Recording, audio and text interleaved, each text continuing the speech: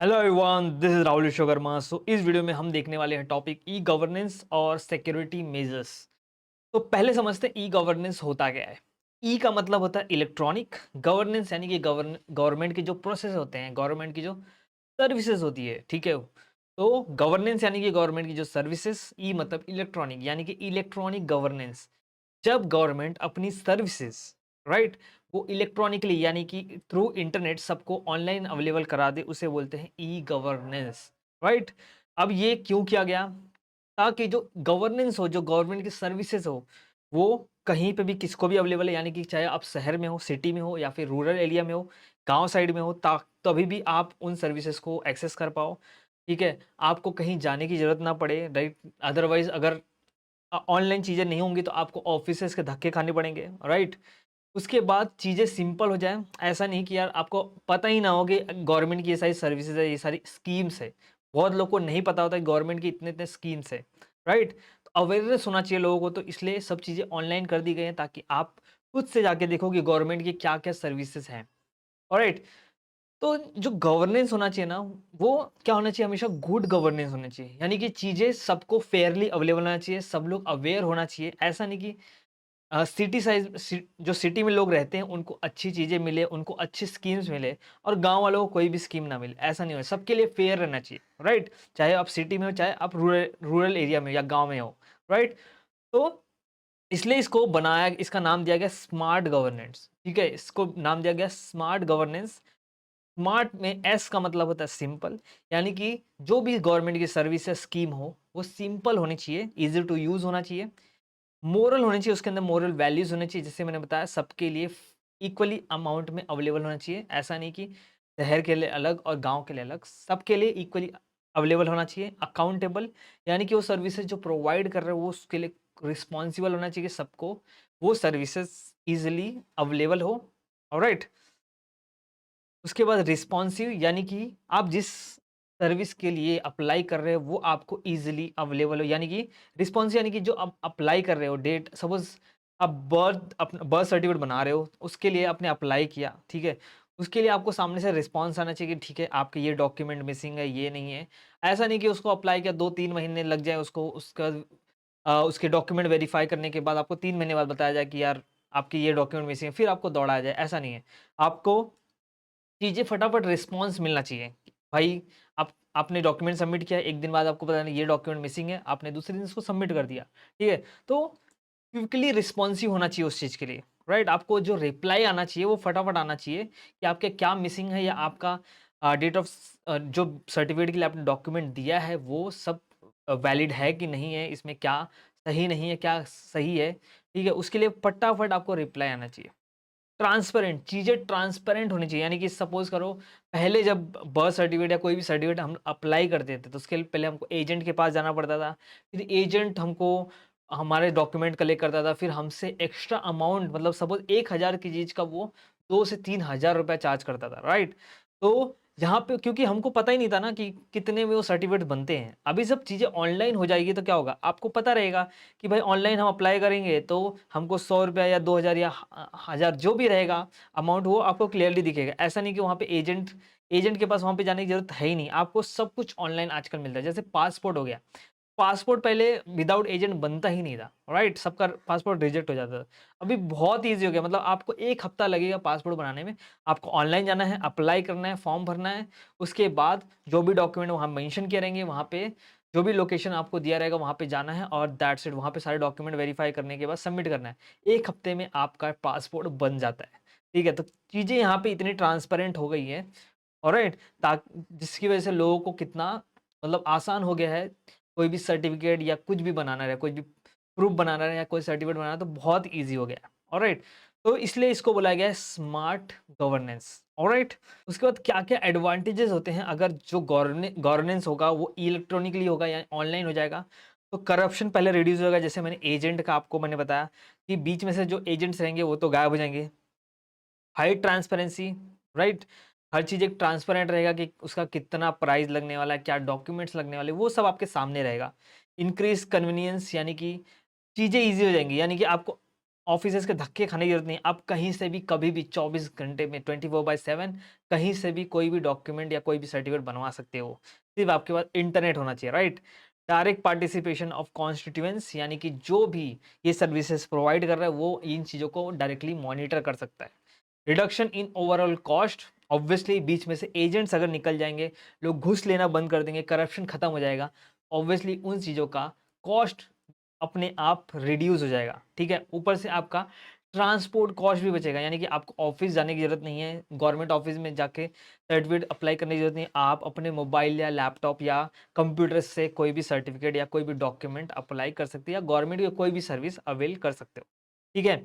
Expand reach of government, अब government का जो रीच है, गवर्नमेंट की जो सर्विसेज है, गवर्नमेंट की जो स्कीम्स है, वो मोस्टली पहले सिटीज़ तक, सिटी के लोगों को ही पता होता था। अब गाँव के जो छोटे-छोटे गाँव होते हैं दूर-दूर में, वहाँ के लोगों को भी आराम से पता चल सकता है कि गवर्नमेंट की क्या स्कीम्स है, क्या सर्विसेज है, कैसे अप्लाई करना है।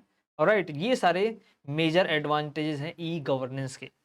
ऑलराइट, उसके बाद टाइप्स ऑफ ई गवर्नेंस, तो यहाँ पे 4 टाइप होते हैं ई गवर्नेंस के। पहला आता है गवर्नमेंट टू सिटीजन, यानी कि जो गवर्नमेंट की सर्विसेज है वो सिटीजन को इजीली अवेलेबल कराई जाती है, किसके थ्रू? ई गवर्नेंस के थ्रू। इससे सिंपली आपका कॉस्ट रिड्यूस होता है, टाइम बचता है, क्योंकि जैसे कि मैंने बताया, आप कहीं से भी कभी भी अपने मोबाइल, लैपटॉप या डेस्कटॉप के थ्रू गवर्नमेंट की जो सर्विसेज है वो इंटरनेट पे जाके ले सकते हो, ठीक है?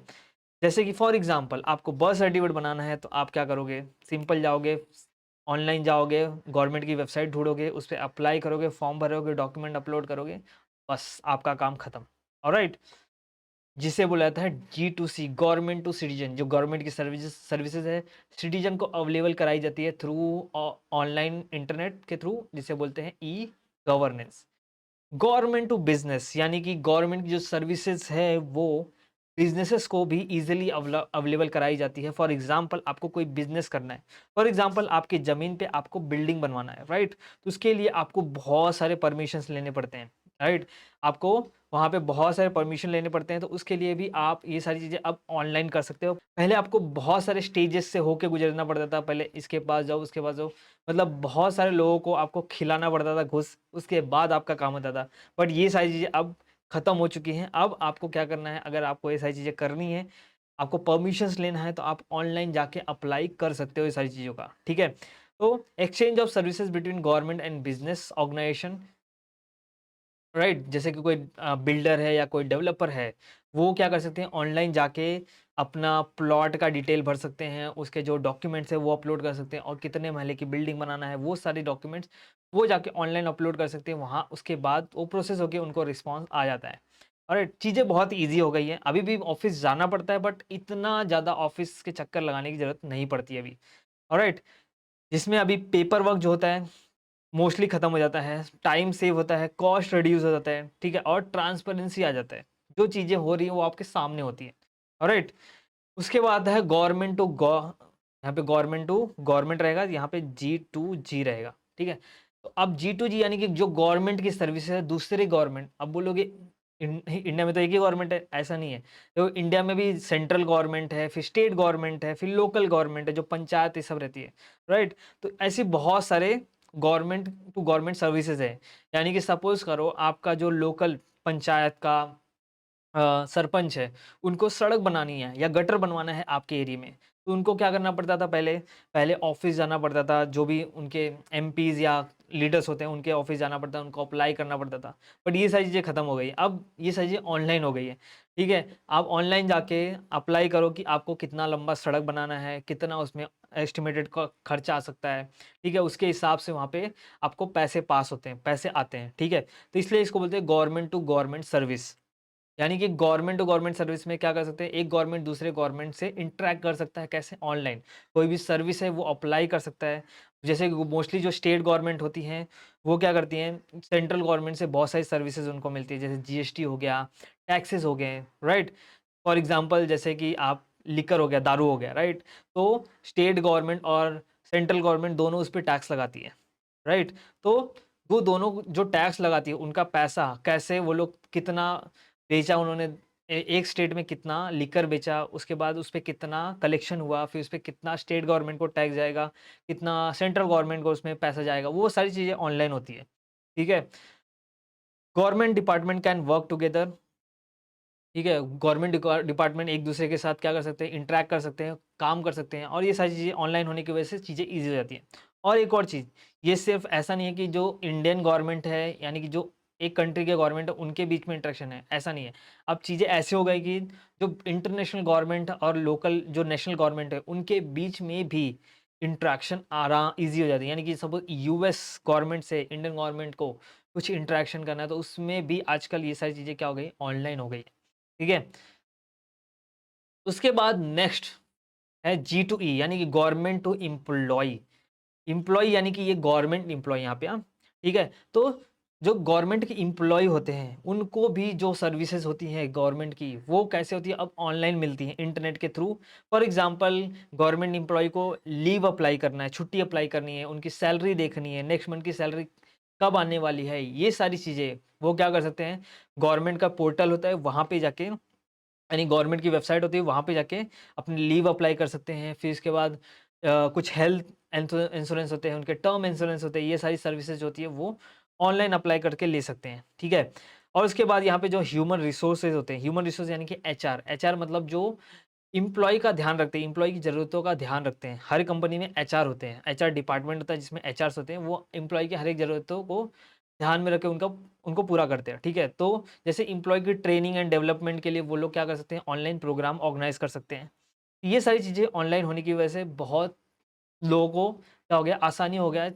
जैसे छुट्टी अप्लाई करना हो या सैलरी देखना हो या अपना हेल्थ इंश्योरेंस क्लेम करना हो, तो ये सारी चीज़ें आपको ईज़िली अवेलेबल हो जाती हैं ऑनलाइन। अब यहाँ पे आप देखोगे तो कुछ गवर्नमेंट की सर्विसेज़ है जो बहुत ही सक्सेसफुल है कुछ स्टेट में, जैसे कि for example E Mitra, okay? ये राजस्थान में प्रोजेक्ट है। ये ऑनलाइन प्रोजेक्ट है, ई सेवा प्रोजेक्ट है आंध्र प्रदेश में। सीटी आपने नाम सुना होगा, सीटी का, कॉमन एंट्रेंस टेस्ट, यानी कि सपोज़ आप जो भी ऑनलाइन एग्ज़ाम्स देते हो, जैसे जेईई हो गया, फिर नीट हो गया, ये सारे एग्ज़ाम्स के लिए क्या आप कॉलेज में जाके या कहीं जाके अप्लाई करते हो? नहीं। अब आपको क्या करना है, जेईई या नीट्स के जो वेबसाइट्स होते हैं, वहाँ पे ऑनलाइन जाके आपको फॉर्म भरना होता है और आपको पता चल जाता है कि आपका कब एग्ज़ाम होने वाला है, उसके बाद आपका सीट नंबर क्या है, आपका हॉल टिकट, ये सब चीज़ें आपको ऑनलाइन मिल जाता है, राइट? फिर इसके बाद देखो गवर्नमेंट की कुछ ऐसे स्कीम्स लॉन्च हुए थे, कुछ एप्लीकेशन और कुछ वेबसाइट लॉन्च हुई थी जिसके बारे में हम बात करेंगे। पहला है डिजिटल इंडिया, सबने नाम सुना रहेगा। डिजिटल इंडिया किसने लॉन्च किया था? अपने प्राइम मिनिस्टर नरेंद्र मोदी जी ने 1 जुलाई 2015 को लॉन्च किया था, ठीक है? इसका ऑब्जेक्टिव था कि सबको कनेक्ट करना, जितने भी रूरल या जो भी गाँव साइड के लोग हैं, उनको कनेक्ट करना, उसको डिजिटाइज़ करना। फॉर एग्ज़ाम्पल सबसे बड़ा एग्ज़ाम्पल आपको देता हूँ, पेमेंट, ठीक है? अगर आपको चाहिए भाजी खरीदना हो या फिर फ्रूट्स खरीदना हो, ठीक है? आप क्या करते हो आजकल? आप उसको पैसा नहीं देते हो, कैश पेमेंट कम हो गया इंडिया में। लोग क्या करते हैं, डिजिटल पेमेंट यानी यूपीआई पेमेंट करते हैं। आपको ₹10 का सामान खरीदना हो तो भी हम लोग क्या करते हैं, यूपीआई पेमेंट करते हैं, राइट? गूगल पे या फ़ोन पे, पेटीएम, राइट? यही करते हैं। तो डिजिटल इंडिया का सबसे बड़ा एग्ज़ाम्पल ये है कि चीज़ें ईज़ी हो गई हैं, ठीक है? आपको यूपीआई जो था, यूपीआई जो है इंडिया का एक प्रोडक्ट है, मतलब इंडिया में बना हुआ यूपीआई। तो इसके थ्रू आप क्या कर सकते हो, ₹1 से लेके कितना भी, मतलब around mostly I think so 1 lakh रुपए तक पेमेंट आराम से कर सकते हो। आजकल भाजी खरीदना हो या फ्रूट्स खरीदना हो या कुछ भी खरीदना हो, तो आप ईज़िली यूपीआई पेमेंट कर सकते हो, right? Some of the facilities provided through this initiatives are Bharat net, ठीक है? Digital locker, e education, e health, e sign, e shopping, national scholarship portals, ये सारी चीज़ें डिजिटल इंडिया के अंडर में आता है, ठीक है? उसके बाद एक और बहुत ही फेमस मोबाइल ऐप है जिसका नाम है Umang, unified mobile application for new age governance, right?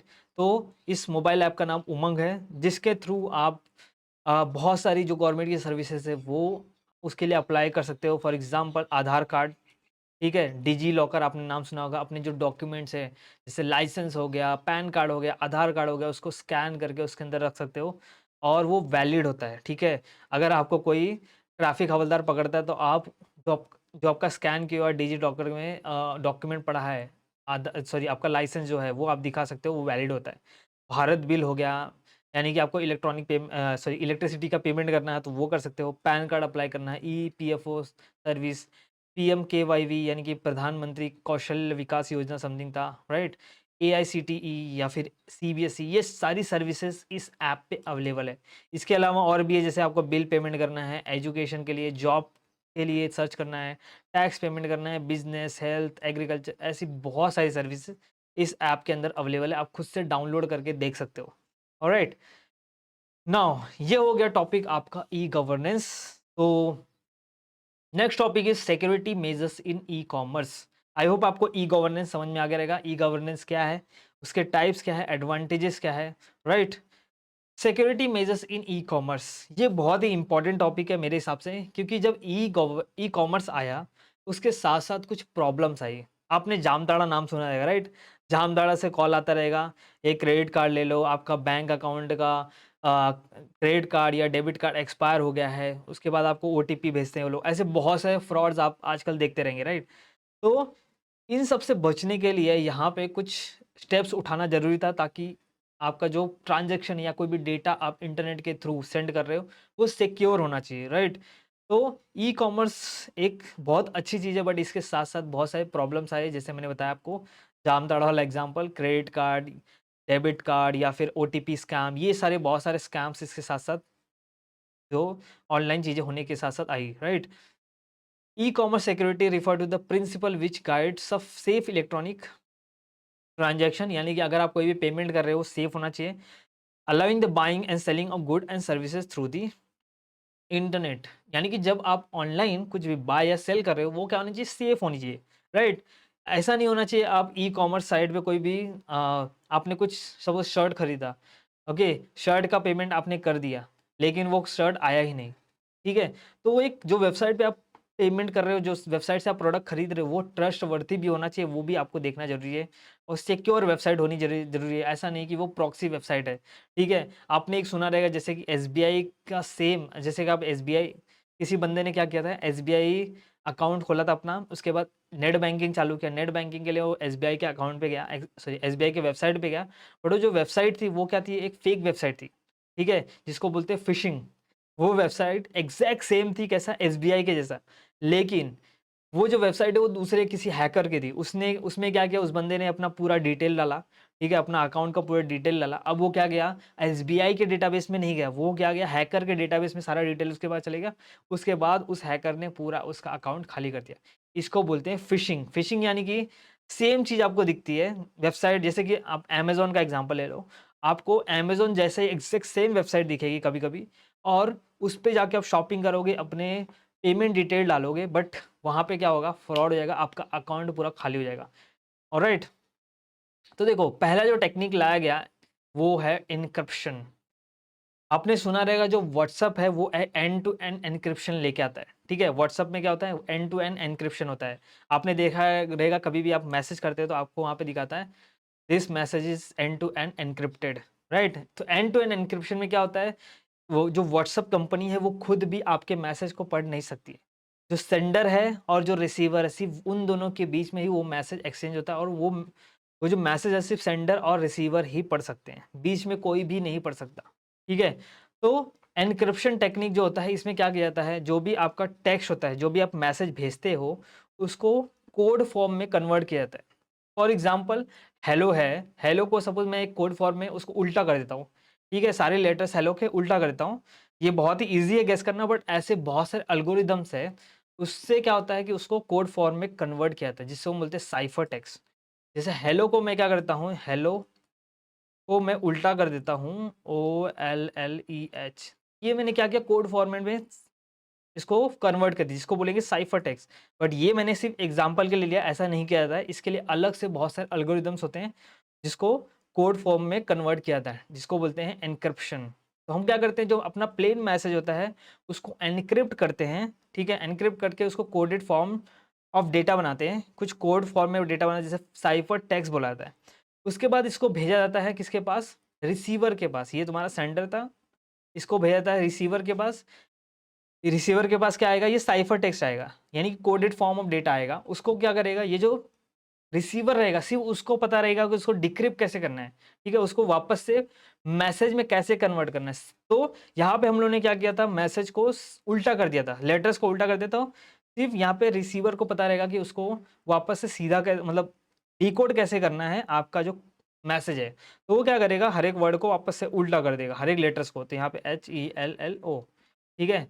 तो उसके बाद उसको प्रॉपर मैसेज मिल जाता है, इसको बोलते हैं एनक्रिप्शन। यानी कि पहले आपका प्लेन मैसेज रहेगा, उसको एनक्रिप्ट करेंगे विद सम एल्गोरिदम, तो वो बन जाएगा साइफर टेक्स्ट। उसके बाद साइफर टेक्स्ट को हम लोग वापस से साइफर टेक्स्ट को सेंड करेंगे कहाँ पे, रिसीवर के पास। और रिसीवर क्या करेगा, उसको डिक्रिप्ट करेगा, और डिक्रिप्ट करने के बाद उसको वापस से प्लेन मैसेज मिल जाएगा, ठीक है, जिसको रीडेबल फॉर्म ऑफ डेटा बोलेंगे। ऑलराइट, तो ये था पहला mechanism, encryption. Encryption is widely used on the internet to protect user information being sent between browser and server। ठीक है, जब डेटा सर्वर और ब्राउजर के बीच में सेंड किया जाता है तो उस समय ऐसा भी हो सकता है कोई बीच में हैकर, ठीक है, उंगली करके उस मैसेज को चेंज कर सकता है, ठीक है। तो उससे बचने के लिए हम यूज़ करते हैं एनक्रिप्शन। इसमें include password, payment information, other personal information, इन सबको एनक्रिप्ट किया जाता है। ओके, ये वही है कि प्लेन टेक्स्ट को साइफर टेक्स्ट में कन्वर्ट किया जाता है, फिर उसके बाद उसको वापस से डिक्रिप्ट किया जाता है। Alright guys, so next topic is digital signature, ठीक है। तो डिजिटल सिग्नेचर समझने से पहले हमको समझना पड़ेगा कि डिजिटल सिग्नेचर यूज क्यों करना है। उसके बाद हम समझेंगे कि डिजिटल सिग्नेचर काम कैसे करता है, ठीक है। मैं एग्जांपल लेता हूँ, यहाँ पे मेरे पास गजोदर भैया हैं, ठीक है, और उनकी गर्लफ्रेंड है मुन्नी, ठीक है। तो अब इनकी जो गर्लफ्रेंड है मुन्नी, वो हमेशा क्या करती है, गजोदर भैया को लव लेटर लिखती है, ठीक है। अब एक बार प्रॉब्लम हुआ कि इनके गजोदर भैया का एक दोस्त है जिसका नाम है गुड्डू, ठीक है। अब गजोदर भैया, एक गुड्डू को पता है कि मुन्नी हमेशा लव लेटर लिखती है किसको, गजोदर को। तो एक बार गुड्डू मजा लेने के लिए गजोदर भैया को क्या किया, खुद से लेटर लिख दिया मुन्नी के नाम से। अब गजोदर भैया को ये नहीं पता कि ये लेटर गुड्डू ने भेजा है मुन्नी के नाम से, ठीक है। तो यहाँ पे प्रॉब्लम ये होगा कि लेटर तो आ रहा है इनके पास, लेकिन उनको समझ में नहीं आया कि लेटर मुन्नी ने भेजा है कि गुड्डू ने भेजा है। तो इस चीज़ से बचने के लिए, ठीक है, अब ये तो था एग्जाम्पल, इस चीज़ से बचने के लिए कि ये लेटर किसने अगर मुन्नी ने भेजा तो वो ऑथेंटिकेट कैसे करेंगे कि ये लेटर मुन्नी ने भेजा, और जो दूसरा लेटर गुड्डू ने भेजा तो वो गुड्डू ने भेजा, वो कैसे ऑथेंटिकेट कैसे पता करेंगे गजोदर भैया। तो यहाँ पे हम उनको बताएंगे क्या, डिजिटल सिग्नेचर, ठीक है। हम उनको इंट्रोड्यूस कराएंगे, उनको बताएंगे कि आप डिजिटल सिग्नेचर, मुन्नी को बोल दो डिजिटल सिग्नेचर यूज़ करें।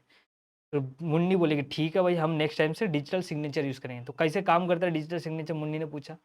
तो देखो डिजिटल सिग्नेचर में अब हम समझाएंगे मुन्नी को डिजिटल सिग्नेचर काम कैसे करता है। तो डिजिटल सिग्नेचर में क्या होता है, डिजिटल सिग्नेचर में जो मैसेज होता है ना, उसको क्या किया जाता है, एनक्रिप्ट किया जाता है। उसको एनक्रिप्ट करके आता है किससे, पब्लिक और प्राइवेट की से। तो यहाँ पे क्या होता है, दो की होते हैं, दो पासवर्ड होता है, एक होता है प्राइवेट पासवर्ड और होता है पब्लिक पासवर्ड। ये दोनों किसके पास होता है, जो सेंड करेगा। तो मुन्नी क्या करेगा, मुन्नी को दो पासवर्ड बनाना पड़ेगा या दो की बनाना पड़ेगा, पासवर्ड नहीं बोल सकते, या फिर की हम लोग यहाँ पे लेते हैं। मुन्नी को दो की बनाना पड़ेगा, एक प्राइवेट की और एक पब्लिक की, ठीक है। अब पब्लिक की को क्या करेगा मुन्नी, उसको पब्लिक की को यहाँ पे पब्लिकली एक सेंट्रल रिपोजिटरी या सेंट्रल लोकेशन पे रख देगा, ठीक है, जहाँ से गजोदर भैया पब्लिक की एक्सेस करके मैसेज को खोल सकते हैं। तो मुन्नी को क्या करना है, दो की बनाना है, एक प्राइवेट की और एक पब्लिक की। मुन्नी प्राइवेट की का यूज़ करके क्या करेगी, एक मैसेज, जो मैसेज था उसको एनक्रिप्ट करेगी, ठीक है। प्राइवेट की का यूज़ करके मैसेज को एनक्रिप्ट करेगी। अब देखो जो हेलो था वो एनक्रिप्ट होने के बाद कुछ ऐसा हो गया। अब एनक्रिप्टेड मैसेज मुन्नी भेज देगी किसके पास, गजोदर भैया के पास, राइट। अब ये जो मैसेज है, ठीक है, अब गजोदर भैया कैसे आइडेंटिफाई करेंगे कि ये मुन्नी ने भेजा है कि ये गुड्डू ने भेजा है। तो वो क्या करेंगे, यहाँ से जो मुन्नी का पब्लिक की है उसको लेंगे, ठीक है, और उस मैसेज को वापस से डिक्रिप्ट करेंगे, वापस से उस मैसेज को खोलेंगे किससे, पब्लिक की से। अगर वो मैसेज खुल जाता है, मतलब वो मैसेज अगर डिक्रिप्ट हो जाता है इस पब्लिक की से, मतलब वो मान लेंगे कि वो जो पब्लिक की है वो किसने जो मैसेज है किसने भेजा है, मुन्नी ने भेजा है। अगर वो मैसेज उस पब्लिक की से नहीं खुलता है, डिक्रिप्ट नहीं होता है। समझ लो कि वो जो मैसेज है वो भेजा है किसने? गुड्डू भैया ने, समझे? तो यहाँ पे मुन्नी ने क्या किया, क्या यूज़ किया? पब्लिक और प्राइवेट की। तो डिजिटल सिग्नेचर में क्या होता है? डिजिटल सिग्नेचर में रहता है एक प्राइवेट की, एक पब्लिक की। जो कौन बनाएगा? मुन्नी अपने आप से बनाएगी, वो पब्लिक और प्राइवेट की जनरेट करेगी, और जो मैसेज रहता है उसको डिक्रिप्ट यानी कि लॉक कर देगी किसके किसके थ्रू? प्राइवेट से। और ये जो मैसेज अब किससे खुलेगा? सिर्फ जो मुन्नी ने पब्लिक की बनाया है उससे ही खुलेगा, और किसी भी लॉक से नहीं खुलेगा, किसी और चाबी से नहीं खुलेगा ये प्राइवेट की का लॉक, ठीक है? तो ये जो पब्लिक की, पब्लिकली अवेलेबल ये पब्लिक की जो है, गजोदर भैया यहाँ से उठाएँगे और उस मैसेज को अगर लॉक को खोलेंगे, अगर खुल जाएगा तो समझ जाना कि वो जो मैसेज है वो मुन्नी ने भेजा है। ठीक है? तो ये होता है डिजिटल सिग्नेचर। डिजिटल सिग्नेचर में पता क्या जाता है कि ये जो मैसेज है वो सही बंदे ने भेजा है कि नहीं भेजा है। ऐसा है कि नहीं, तो गुड्डू गुड्डू भेज रहा है और उस मुन्नी के नाम पे मैसेज भेज रहा है। ठीक है? तो डिजिटल सिग्नेचर में मोस्टली क्या कहते हैं, ये पता किया जाता है कि जो मैसेज आया है वो ऑथराइज़ यानी कि जो यूज़र ने भेजा है एक्चुअली उससे ही आया है या तीसरा किसी बंदे ने भेजा है उसके नाम से, ठीक है? उसके बाद आता है डिजिटल सिग्नेचर, तो ये आप पढ़ोगे तो आपको सेम जो मैंने समझाया वही है। उसके बाद आता है डिजिटल सर्टिफ़िकेट, ठीक है? तो डिजिटल सर्टिफ़िकेट भी डिजिटल सिग्नेचर जैसा ही है, थोड़ा-सा इसमें डिफ़रेंस है। डिफ़रेंस इसलिए है, डिजिटल सर्टिफ़िकेट इसलिए बनाया गया है क्योंकि डिजिटल सिग्नेचर जो है इसमें एक प्रॉब्लम है। प्रॉब्लम ये है कि जो पब्लिक की है वो कोई भी एक्सेस कर सकता है, राइट? तो गुड्डू भैया यहाँ पे क्या करेंगे, अब गुड्डू भैया को पता चल गया ओके, गजोदर को एड़ा बनाना अब मुश्किल हो गया है क्योंकि मुन्नी भाभी जो हैं वो क्या यूज़ कर रही हैं, डिजिटल सिग्नेचर यूज़ कर रही हैं। तो गुड्डू भैया ने एक और तरकीब निकाला, वो उन्होंने क्या किया, इनका जो पब्लिक की थे ना, उठा लिया, यहाँ से उड़ा दिया, और इन्होंने खुद का एक प्राइवेट की और पब्लिक की जनरेट किया और खुद का पब्लिक की यहाँ पे रख दिया, समझे? तो खुद का पब्लिक की यहाँ पे रख दिया, तो अब गजोदर जब गुड्डू भैया अपना मैसेज भेजेंगे प्राइवेट की, अब अपने प्राइवेट की से क्या करेंगे, एनक्रिप्ट कर देंगे गजोदर भैया, और जब सॉरी गुड्डू भैया अपने प्राइवेट की से क्या करेंगे, उसको एनक्रिप्ट करके अपना पब्लिक की यहाँ पे रख देंगे। अब गजोदर भैया जब यहाँ से पब्लिक की उठा के खोलेंगे तो बोलेंगे अरे ये तो खुल गया, तो मतलब ये मैसेज मुन्नी ने भेजा है। अब गजोदर भैया वापस एड़ा बनाने लगे, सॉरी गुड्डू भैया वापस गजोदर भैया को एड़ा बनाने लगे। तब यहाँ पे गजोदर भैया को क्या होता है, एक बार पता चल जाता है कि ऐसा हो रहा है, तो अब वो मुन्नी को बताते, मुन्नी अब यहाँ पे डिजिटल सिग्नेचर नहीं है, डिजिटल सर्टिफिकेट यूज़ करो। तो मुन्नी बोलती है अच्छा, अब डिजिटल सर्टिफिकेट कैसे काम करता है? तो देखो डिजिटल सर्टिफिकेट में हम लोग डिजिटल सिग्नेचर भी यूज़ करते हैं प्लस उसके साथ सर्टिफिकेट भी यूज़ करते हैं। फॉर एग्ज़ाम्पल यहाँ पे देखो, यहाँ पे मेरा डेटा है, ठीक है? इस डेटा को मैं क्या करूँगा, जो मेरा प्राइवेट की है उससे एनक्रिप्ट करूँगा, ठीक है? और उसका पब्लिक की इस बार मैं यहाँ पे सबको अवेलेबल नहीं, मतलब सेंट्रल कहीं सेंट्रल रिपॉजिटरी या सेंट्रल लोकेशन पे नहीं रखूँगा, मतलब उसका पब्लिक की सबको एक्सेसिबल नहीं रहेगा। पब्लिक की को मैं क्या करूँगा, एक सर्टिफ़िकेट बनाऊँगा ऐसा। इस सर्टिफ़िकेट के अंदर मैं क्या करूँगा, अपना पब्लिक की रख दूँगा, ठीक है? इस सर्टिफ़िकेट में क्या रखूँगा मैं, जो मेरा सेंडर है यानी कि जो मुन्नी है वो अपना पब्लिक की रख देगी और मुन्नी अपना नाम भी लिख देगी। उसके बाद उस सर्टिफ़िकेट में क्या लगेगा, एक्सपायरी डेट भी लिख देगी और डिजिटल सिग्नेचर। तो ये सब चीज़ें ऐड करने के बाद मुन्नी क्या करेगी, अब बनाएगी, यहाँ पे देखोगे तो एक डिजिटल साइंड डेटा हो जाएगा। इसको क्या बोलेंगे, डिजिटली साइंड डेटा, क्योंकि इसके अंदर क्या है, डिजिटल सर्टिफिकेट और सिग्नेचर भी है, तो इसको बोलेंगे डिजिटली साइंड डेटा, ठीक है? तो समझ में आया? हम लोग जो डिजिटल सिग्नेचर में कर रहे थे वही करेंगे, ठीक है? अपना जो मैसेज है उसको इनक्रिप्ट करेंगे किससे, प्राइवेट की से, और इसका जो पब्लिक की है उसको रख देंगे सर्टिफिकेट के अंदर। हम लोग पहले यहाँ पे रखते थे सेंट्रल लोकेशन पे ताकि कोई भी एक्सेस कर सके, बट प्रॉब्लम था कि गुड्डू भैया उसका गलत फ़ायदा उठा रहे थे। हमने क्या किया, जो पब्लिक की था अब सर्टिफिकेट के अंदर डाल देंगे और उसको मैसेज के साथ ही भेजेंगे, ठीक है? अब इसमें क्या-क्या रहेगा, सेंडर का नाम, मुन्नी का नाम रहेगा, पब्लिक की रहेगा मुन्नी का, उसके बाद उसका एक्सपायरी डेट रहेगा, उसके साथ-साथ डिजिटल सिग्नेचर, इस सर्टिफिकेट और इस मैसेज को मिला के बनेगा डिजिटली साइंड डेटा। अब ये डेटा हम भेजेंगे किसके पास, गजोदर भैया के पास, ठीक है? अब गजोदर भैया क्या करेंगे, वो जो सर्टिफिकेट के अंदर पब्लिक की है उसको निकालेंगे, डेटा को डिक्रिप्ट करेंगे, ठीक है? डेटा को डिक्रिप्ट करने के बाद वहाँ पे नाम हम पढ़ेंगे, ठीक है भाई ये मुन्नी ने भेजा है, और देखेंगे ठीक है, अगर ये डिक्रिप्ट हो जाता है तो मतलब ये मैसेज कहाँ से आया है, मुन्नी से आया है, समझ में आया? तो ये था आपका डिजिटल सर्टिफिकेट। आप ये पढ़ोगे आपको डिजिटल सर्टिफिकेट को और बोलते हैं पब्लिक की इंफ्रास्ट्रक्चर भी बोल सकते हो या फिर पब्लिक की सर्टिफिकेट या आइडेंटिटी सर्टिफिकेट भी बोला जाता है। ठीक है? तो आई होप आपको ये तीनों समझ में आ गया रहेगा। सिक्योरिटी मेजर्स इन ई-कॉमर्स, पहला हम लोगों ने एन्क्रिप्शन पढ़ा, तो एन्क्रिप्शन में क्या किया जाता है, जो डेटा है उसको कोड फॉर्मेट में कन्वर्ट एन्क्रिप्ट किया जाता है, उसके बाद रिसीवर के पास भेज दिया जाता है। रिसीवर क्या करेगा, उसको डिक्रिप्ट करेगा और उसके बाद उसको पढ़ सकता है। ठीक है? एन्क्रिप्शन था ये। उसके बाद था डिजिटल सिग्नेचर। डिजिटल सिग्नेचर में हमने बताया कि यहाँ पे गजोदर और मुन्नी का जो लेटर था, जो मैसेज था, वो पढ़ रहे थे गुड्डू भैया, मतलब गुड्डू भैया उसका फ़ायदा उठा रहे थे। और यहाँ पे हमने आपको एग्जांपल के साथ समझाया ये वाला। ठीक है? तो यहाँ पे मोस्टली क्या होता है, डेटा को एन्क्रिप्ट किया जाता है, बट यहाँ पे डिजिटल सिग्नेचर का यूज़ क्यों किया जाता है, आइडेंटिटी, मतलब जो डेटा आ रहा है, जो मैसेज आ रहा है आपके पास, वो आपके पास ऑथेंटिकेटेड यूज़र से आ रहा है कि नहीं, यानी कि या फिर कोई हैकर या कोई थर्ड पार्टी बंदा तो नहीं भेज रहा है आपको मैसेज। ठीक है? तो उस केस में आप यूज़ कर सकते हो डिजिटल सिग्नेचर। अब डिजिटल सिग्नेचर में प्रॉब्लम ये था कि जो पब्लिक की था, वो अवेलेबल रहता है, तो वो कोई भी उसको रिप्लेस कर सकता है। तो उस केस में हम लोग यूज़ करेंगे डिजिटल सर्टिफिकेट। ठीक है? सर्टिफिकेट, डिजिटल सर्टिफिकेट में हम लोग जो पब्लिक की है, वो सर्टिफिकेट के साथ ही अटैच करके भेजेंगे। ऑलराइट गाइज़, इसी के साथ आपका ये चैप्टर होता है समाप्त। तो आई होप आपको हर एक टॉपिक अच्छे से समझ में आया रहेगा। अगर आपको मेरे इस वीडियो से कुछ भी फ़ायदा होता है तो प्लीज़ एक लाइक तो बनता है इस वीडियो को, और अभी तक अगर आपने चैनल को सब्सक्राइब नहीं किया है तो प्लीज़ सब्सक्राइब भी कर दो। इससे मुझे हेल्प मिलेगी मेरे चैनल को ग्रो करने के लिए, और मुझे थोड़ा-मोड़ा सपोर्ट मिलेगा। ऑलराइट? तो आपको कोई भी प्रॉब्लम हो, कोई भी डाउट हो, मेरे सोशल मीडिया हैंडल्स हैं, वहाँ पे आप अपने क्वेश्चन पूछ सकते हो। तो मिलते हैं किसी और वीडियो में, टिल देन बाय बाय।